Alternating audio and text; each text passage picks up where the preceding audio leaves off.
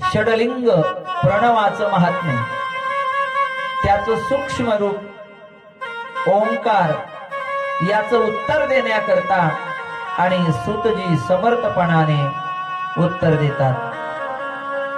ओंकार हे म्हणजे भगवान शिवशंकर आहे, दुसरं कोणीही नाही।